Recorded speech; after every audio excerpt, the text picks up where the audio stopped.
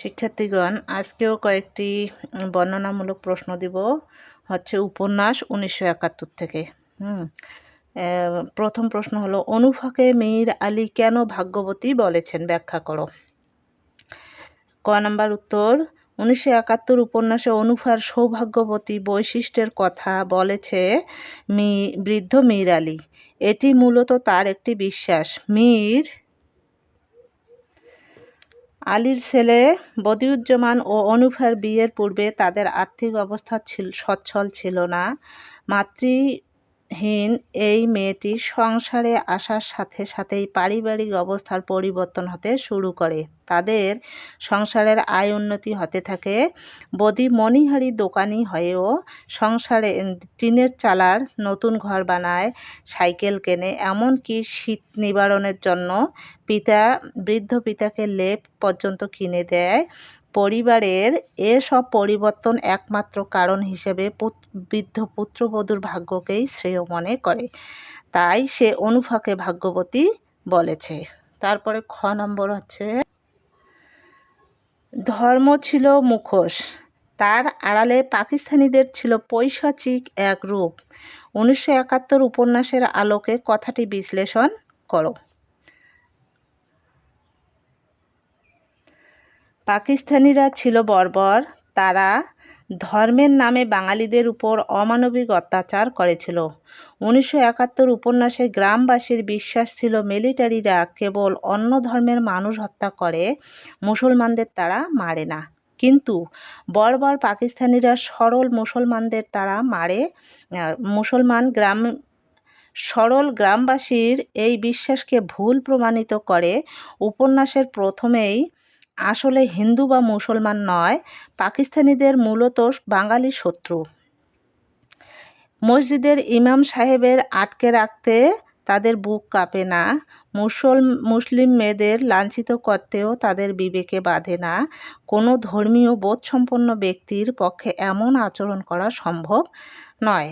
তারা যে ধর্মীয় লেবাসের আড়ালে ক্ষমতায় থাকতে চেয়েছে তা তাদের আচরণে স্পষ্ট।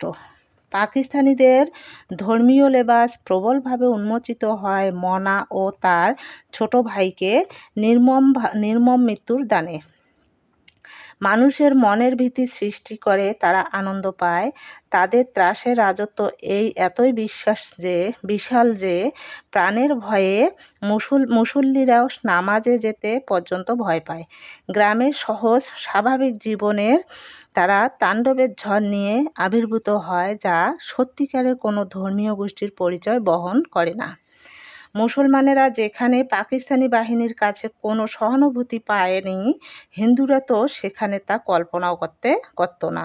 পাকিস্তানিরা গ্রামে প্রবেশের সময় বৃদ্ধ চিত্রা বুড়ি তাদের আগমনে ভয় পায়। কৈবত্যপাড়ায় জ্বালাও পোড়াও তাণ্ডব চালায় মিলিটারি। এমনকি হিন্দু নীলু সেনকে ডেকে তুলে হত্যা পর্যন্ত করে। বাঙালিদের 75% হিন্দু বলে কটাক্ষ করে।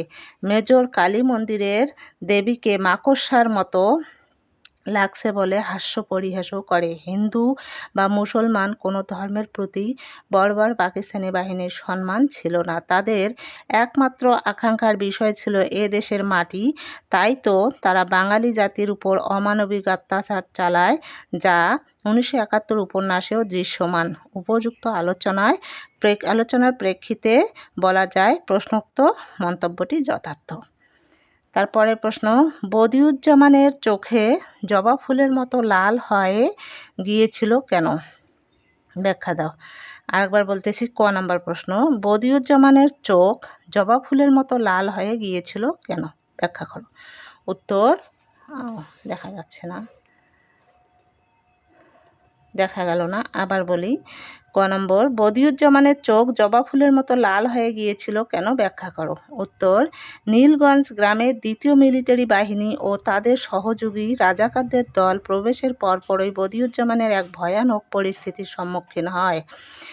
মধুবন বাজারে যাওয়ার উদ্দেশ্যে বাড়ি থেকে রওনা দিলে জংলা মাঠে এসেই সে মত পাল্টায়। বিপজ্জনক পরিস্থিতি, বাড়িতেই ফেরত যাবে বলে, কিন্তু জংলা মাঠের একটি গর্তে পড়ে যায় সে। কোমর পর্যন্ত পানিতে গলা পর্যন্ত ডুবিয়ে রেখে প্রাণ রক্ষা করতে চায়, কারণ মিলিটারি তার সন্নিকটে গোলাগুলির তাণ্ডব চালিয়েছে। একদিকে প্রাণ ভয়ে, অন্যদিকে বৈরী পরিবেশেও তার অবস্থান। এমন অবস্থায় বদিউজ্জামানের চোখ লাল হয়ে যায়। তারপরের প্রশ্ন খ নম্বর, 1971 উপন্যাসের রফিক চরিত্রটি মুক্তিকামী বাঙালি সেনাদের প্রতিনিধি। কথাটি বিশ্লেষণ করো। খ নম্বর উত্তর হচ্ছে 1971 উপন্যাসের রফিক পাকিস্তানি হানাদার বাহিনীর অধিনায়কের সহযোগী হিসেবে নীলগঞ্জ গ্রামে আসে। রফিক এই উপন্যাসের সম্ভবত সবচেয়ে জটিল চরিত্র। সে পাকিস্তানিদের সাহায্য করলেও তার চরিত্রে বাঙালিদের প্রতি সহানুভূতি প্রকাশ দেখা যায়। হানাদার বাহিনীর নৃশংস রূপ প্রত্যক্ষ করে সে শেষ পর্যন্ত তার বিবেককে জাগ্রত করে প্রবল প্রতিবাদের মধ্য দিয়ে। বিদ্রোহ ও প্রতিবাদ তাকে উপন্যাসের উজ্জ্বল চরিত্রে রূপায়িত করেছে, ফলে সে বাঙালি মুক্তিসেনাদের প্রতিনিধি হিসেবে পরিচিতি পেয়েছে। 1971 উপন্যাসে নীলগঞ্জ গ্রামে হানাদার বাহিনীর তাণ্ডবে যে সব ঘটনা ঘটেছে তা আরও প্রবল হতে পারত, কিন্তু আসন্ন সেই তাণ্ডব থেকেই অনেক ক্ষেত্রে রফিক তাদের বাঁচিয়েছে। মেজর এজাজের এই সহযোগী নীলগঞ্জ গ্রামে কখনো প্রবেশ না করলেও সে রাস্তাঘাট সব কিছুই চেনে। মিলিটারি যখন কৈবর্তপাড়ায় তল্লাশি করতে চায় তখন সে তাতে বাধা দেয়। বলাইকে আসন্ন মৃত্যুর হাত থেকে বাঁচিয়ে দেয়। আজিজ মাস্টারকে লজ্জাজনক শাস্তির হাত থেকে বাঁচানোর প্রাণপণ চেষ্টা করে। মুসল্লিদের বিপদ থেকে বাঁচাতে চুপ রাখে। উপন্যাসের শেষ অংশে রফিক চরিত্রের সকল রহস্য উন্মোচন হয়। সকল জল্পনার অবসান ঘটিয়ে সে মেজর এজাজের কাছে স্বীকার করে যে মুক্তিবাহিনী নীলগঞ্জ গ্রামে বনে লুকিয়েছিল। কৈবর্তপাড়ায় থেকে আহত মুক্তিসেনাদের সরে যেতে সাহায্য করছে সে। পাগলা নিজামের জংলা বনে মুক্তিবাহিনীর কাছে খবর দেওয়া বিষয়টিও স্বীকার করে। এমনকি বাঙালি সেনারা ঝড়ের সময় পালিয়ে গেছে তাও স্বীকার করে। মোট কথা, রফিকই মিলিটারি সহযোগী হয়ে মূলত বাঙালি সেনাদের সাহায্য করত। উপযুক্ত আলোচনা শেষে বলা যায় রফিক বাঙালি মুক্তিকামী সেনাদের চরিত্রের প্রতিনিধি। তারপরের প্রশ্ন ক, 4-5 জন মুসল্লি মসজিদে রাত কাটালো কেন, ব্যাখ্যা করো। উত্তর, নীলগঞ্জ গ্রামে হঠাৎ পাকিস্তানি মিলিটারি প্রবেশ করলে গ্রামের সকলে ভীত সন্ত্রস্ত হয়ে পড়ে। সবার মধ্যে আতঙ্ক ও চাপা উত্তেজনা ছড়িয়ে পড়ে, কেননা কেউ ভাবেনি যে গ্রামে কখনো মিলিটারি আসবে। 4-5 জন মুসল্লি মাগরিবের নামাজ আদায় করতে মসজিদে যায়। আজানের পরপরই কয়েকটি গুলির শব্দ হয়। তারা নামাজ না পড়েই ফিরে যেতে চায়। কাজটা ঠিক হবে না ভেবে তারা পুনরায় ফিরে আসে এবং মাগরিবের নামাজ আদায় করে। নামাজ শেষে মসজিদ থেকে বের হওয়ার সময় তারা মিলিটারি দেখে, তাই ভয়ে তারা মসজিদেই রাত কাটায়। শিক্ষার্থীগণ, পরের প্রশ্ন খ, পাকিস্তানিদের ব্যাপারে গ্রামের মানুষের বিশ্বাস ভিত্তিহীন, মন্তব্যটির যৌক্তিকতা বিচার করো। খ নম্বর উত্তর, পাকিস্তানিদের ব্যাপারে গ্রামের মানুষের বিশ্বাস ভিত্তিহীন, মন্তব্যটি যৌক্তিক। 1971 উপন্যাসে দেখা যায় নীলগঞ্জ গ্রামে পাকিস্তানি মিলিটারি প্রবেশ করলে গ্রামের মানুষগুলো ভীত সন্ত্রস্ত হয়ে পড়ে। অস্ত্রসজ্জায় সজ্জিত এ হানাদার বাহিনীর প্রতি গ্রামের অধিকাংশ মানুষ ভীত হলেও তাদের মধ্যে কিছু মানুষ আবার ইতিবাচক বিশ্বাসও ধারণ করে। তারা মনে করে যেহেতু তারা কোনো অন্যায় করেনি সেহেতু পাকিস্তানি বাহিনী তাদের কোনো ক্ষতি করবে না, কিন্তু এটা একটা পর্যায়ে গিয়ে তাদের এমন বিশ্বাস ভেঙে যায়। বদিউজ্জামান মনে করে মিলিটারিরাও আল্লাহর বান্দা, তারাও তো মানুষ, তাদের রক্ত একটু গরম আর পোশাকটাই ওই রকম। তাই বদি মনে করে এটা দোষের কিছু নয়, অথচ এই মিলিটারি থেকে নিজের প্রাণ রক্ষা করার জন্য সে পাগলের মতো দৌড়াচ্ছে, জঙ্গলে লুকিয়ে মৃত্যুর মুখোমুখি হয়েছে। গুলির আওয়াজ শুনে সে ভয়ে অস্থির হয়েছে। মিলিটারিরা গ্রামে এসে স্কুল ঘরে অবস্থান করলে জয়নাল মিয়া মনে করে ওরা মুসলমানদের কোনো ক্ষতি করবে না। তারা মনে করে তাদের কোনো ক্ষতি করার প্রশ্নই ওঠে না, কেননা তারা মিলিটারির কোনো ক্ষতি করেনি।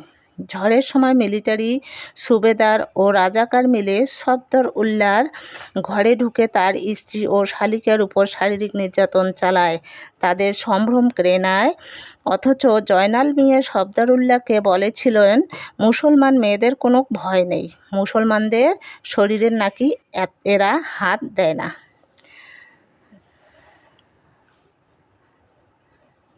মেজর এজাজের কথাবার্তায় মানুষগুলোর এমন বিশ্বাস ভিত্তিহীন বলে প্রমাণিত হয়। তিনি মনে করেন মুসলমানেরা যদি মন্দিরে ঢুকে মূর্তিকে প্রণাম করে তবু নাকি তিনি কিছুমাত্র অবাক হবেন না। আবার মেজর এজাজের নির্দেশে ইমাম ও আজিজ মাস্টারকে শারীরিক নির্যাতনে লাঞ্ছিত করা হয়। ফলে মিলিটারিদের এমন নৃশংস আচরণগুলো ভিত্তিতে নিঃসন্দেহে বলা যায় পাকিস্তানিদের ব্যাপারে গ্রামের মানুষের বিশ্বাস ভিত্তিহীন। মন্তব্যটি যৌক্তিক। শিক্ষার্থীগণ, তারপরের প্রশ্ন হচ্ছে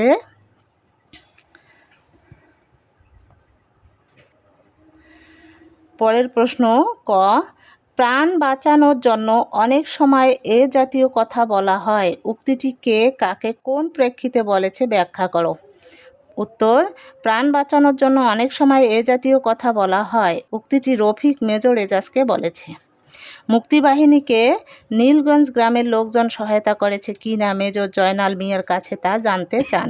উত্তরে জয়নাল মিয়া জানায় তারা মুক্তিবাহিনীকে সহায়তা করছে জংলা মাঠের অবস্থানকালীন সময়ে, তাদের খাদ্য, আশ্রয় ও তথ্য দিয়ে সাহায্য করছে। কিন্তু সকল তথ্য মূলত মিথ্যা বলে দাবি রফিকের, কারণ মেজর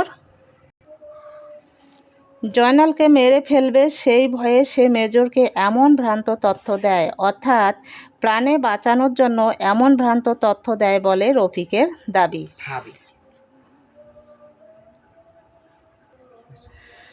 পরের প্রশ্ন খ, 1971 উপন্যাসে কৈবর্ত জাতিগোষ্ঠীর সহযোগিতাপূর্ণ মনোভাব বাঙালি জাতীয়তাবাদের চেতনার বহিঃপ্রকাশ। বক্তব্যটি যথার্থ বিশ্লেষণ করো।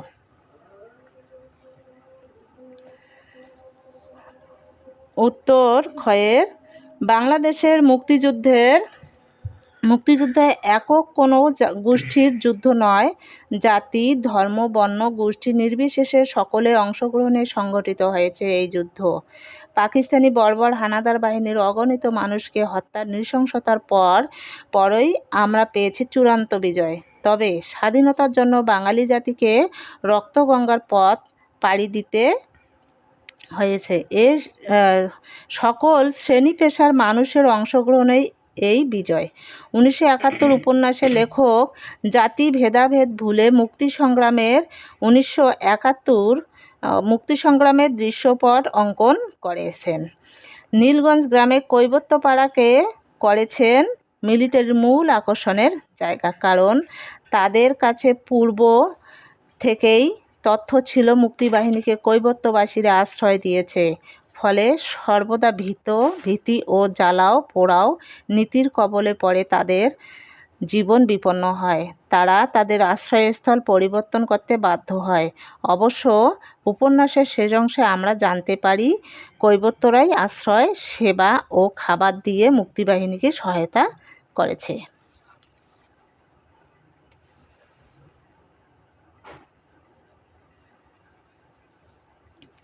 1971 উপন্যাসে মিলিটারি নীলগঞ্জে প্রবেশের প্রথম পর্যায়ে চিত্রা বুড়ির ভয়ের কথা বলা হয়েছে।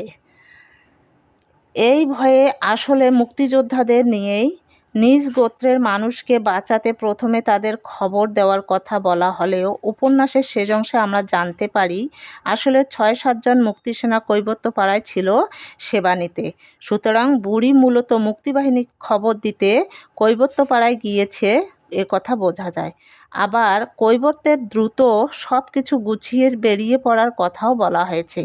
অতি সুচতুর এই জেলে সম্প্রদায়ের মানুষগুলো তাদের নৌকা ও ঘরের স্ত্রী সন্তান নিয়ে বেরিয়ে যায় পাড়া থেকে।